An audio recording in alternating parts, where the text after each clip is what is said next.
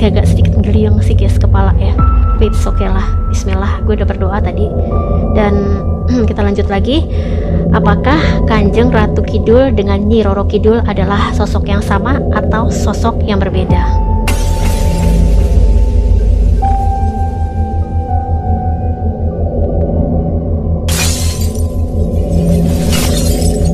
Assalamualaikum warahmatullahi wabarakatuh. Selamat datang kembali di channel Umaru Seno. Khususnya untuk guys-guys yang baru aja berkunjung ke channel ini, semoga kalian betah berada di sini dan menikmati konten-konten yang ada di channel Umaru Seno.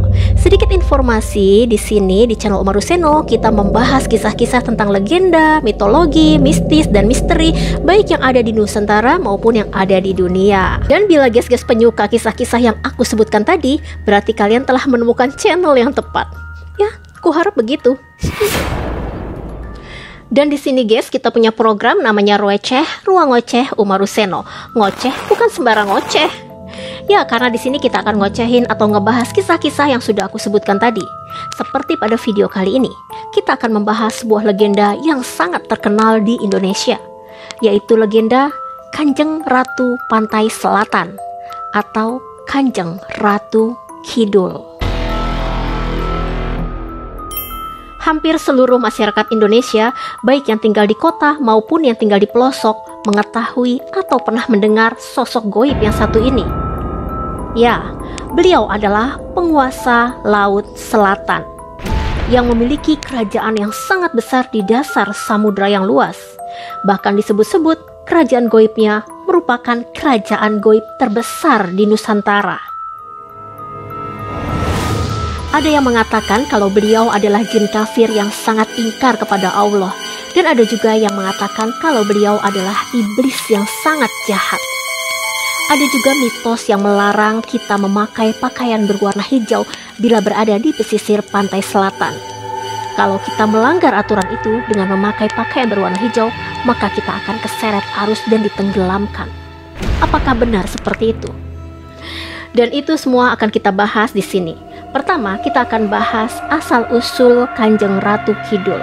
Lalu kemudian yang kedua kita akan bahas apakah Kanjeng Ratu Kidul dan Nyi Roro Kidul adalah sosok goib yang sama atau sosok goib yang berbeda. Versi pertama dari juru kunci Pantai Parangkusumo. Beliau adalah Pak Sarjini. Oleh Keraton Jogja, beliau diberi nama Wedono Sularso Jaladri. Kita panggil saja Pak Wedono ya guys. Pak Wedono ini usianya sudah 80 tahun. Beliau diperintahkan untuk menunggu Pantai Parangkusumo atau Samudra Selatan. Pak Wedono ini sudah bertugas lebih dari 50 tahun menunggu Pantai Parangkusumo.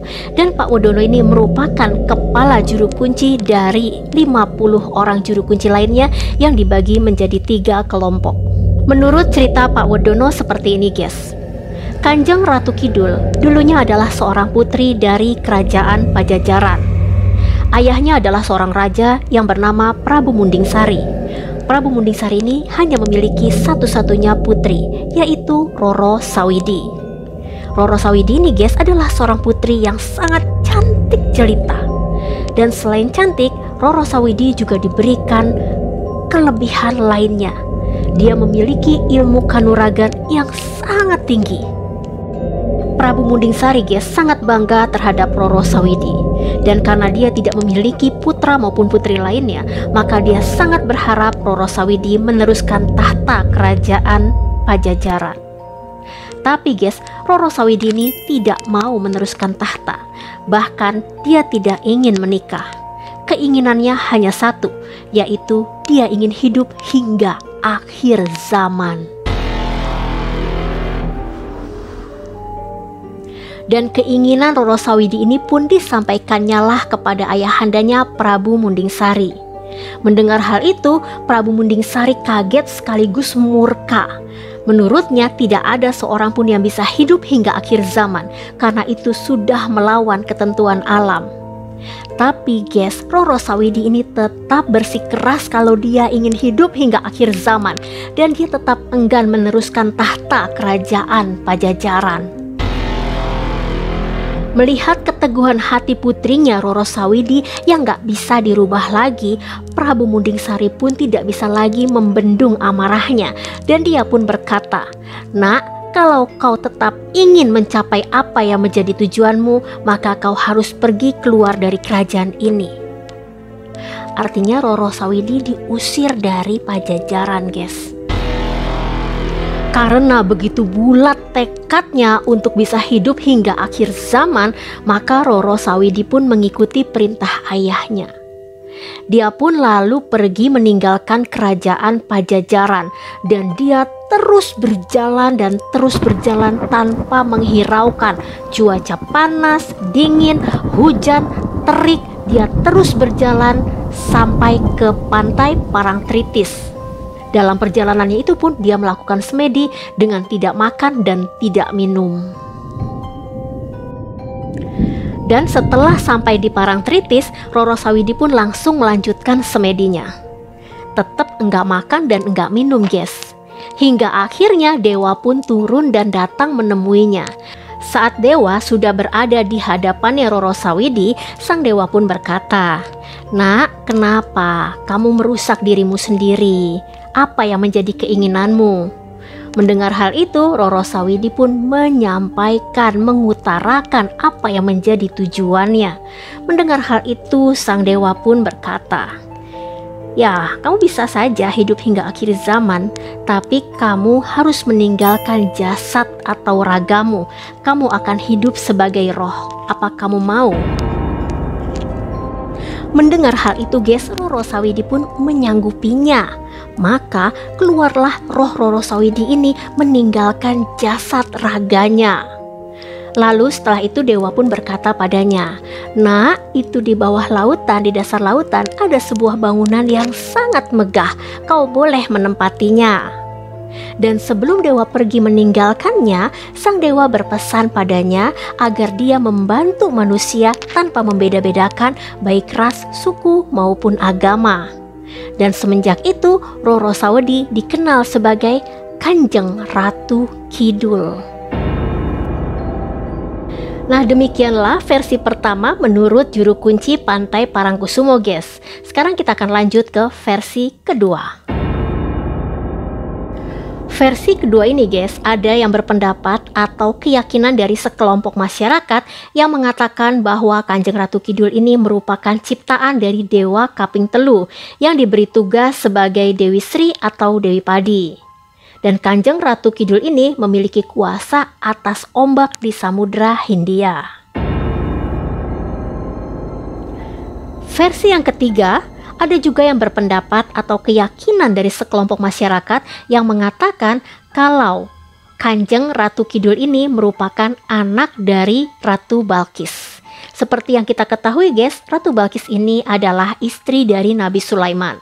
Nah, ketika Nabi Sulaiman wafat, Ratu Balkis menikah dengan Raja Jin lalu memiliki seorang putri yang bernama Aurora. Putri Aurora ini kemudian diasingkan ke Pulau Aljawi yang sekarang dikenal dengan Pulau Jawa.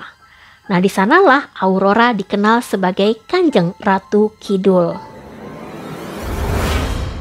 Nah, demikianlah, guys, ketiga versi asal-usul Kanjeng Ratu Kidul yang paling terkenal di masyarakat. Mungkin guys ada yang ingin menambahkannya, versi lainnya silahkan menuliskannya di kolom komentar. Biasanya legenda ataupun mitologi bersumber dari serat kuno atau kitab kuno, kitab suci atau kitab agama maupun cerita lisan yang diceritakan secara turun-menurun di masyarakat. Dan asal-usul Kanjeng Ratu Kidul itu, guys, lebih banyak bersumber dari cerita tutur yang artinya belum bisa dipastikan kebenarannya. Dan ini, guys, gue mau kasih tahu ke lo semua nih. Oh, tiba-tiba nih di ruangan gue, nih gue lagi sendirian di sini. Ini bau wangi banget, tapi gue nggak tahu bau wangi apa.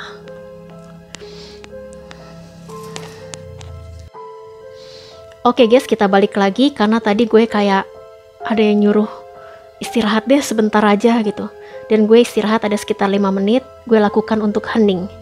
Dan sekarang gue lanjutin lagi. Emang masih agak sedikit ngeliang sih, guys, kepala ya, tapi it's okay lah. Bismillah, gue udah berdoa tadi. Dan kita lanjut lagi.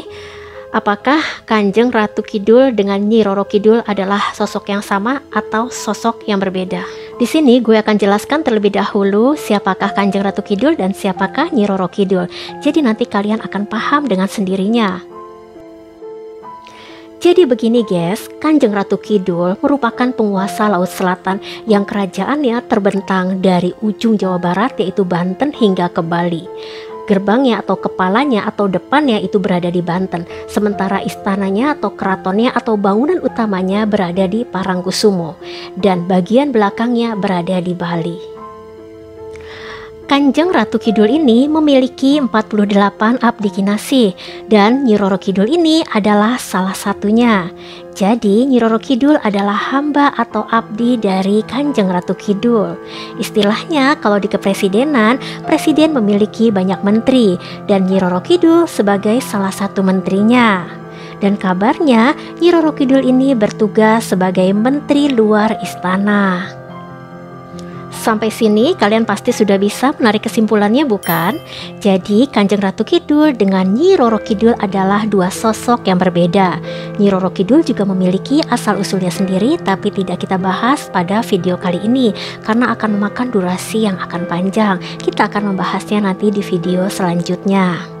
Dan menurut kepercayaan spiritualis Jawa yang berada di Gunung Lawu dan sekitarnya, mereka meyakini kalau Kanjeng Ratu Kidul dan Nyi Roro Kidul beragama Islam.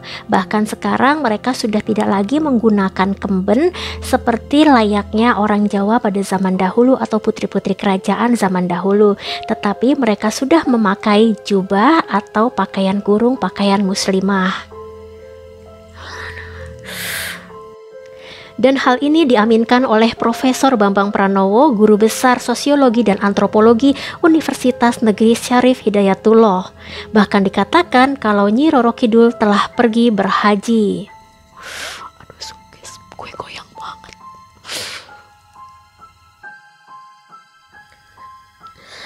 Terus guys, untuk mitos seperti yang tadi gue utarakan di awal, kalau ada larangan pakai warna hijau ke pantai selatan gitu ya guys. Jadi itu bukan perintah dari Bunda Ratu guys. Jadi itu inisiatif dari para ajudannya beliau yang saking menganggap sakralnya Bunda Ratu yang suka warna hijau, jadi dia nggak suka gitu kalau ada manusia-manusia juga pakai baju warna kesukaan dari ratunya guys. Tapi larangan itu udah tidak ada lagi. Jadi sudah jadi kalian mau pakai baju warna hijau juga nggak apa-apa ke pantai selatan karena Bunda Ratu sudah melarang gitu hal-hal yang bisa merugikan manusia. Oke guys, nih kepala gue udah makin pusing kayak goyang gitu guys. Jadi kita udahan dulu aja ya. Demikianlah kisah asal usul Kanjeng Ratu Kidul ini guys. Terserah lo mau percaya, lo mau nggak percaya, itu kembali ke diri lo masing-masing. Yang jelas kebenaran sejati itu hanyalah milik Allah Subhanahu wa Ta'ala yang maha tahu segalanya. Sementara kita adalah manusia, sumbernya hilaf dan salah. Mohon jangan lupa untuk subscribe, bantu channel Umar Ruseno dapat berkembang dengan cara subscribe, like, dan komen. Dan jangan lupa juga untuk bunyikan loncengnya agar kalian semua selalu mendapatkan notifikasi setiap kali Umar Ruseno mengupload video terbarunya. Sampai jumpa lagi di ocehan gue selanjutnya. Dadah. Kok dadah sih? Aduh, nggak ngerti deh, kepala gue pusing.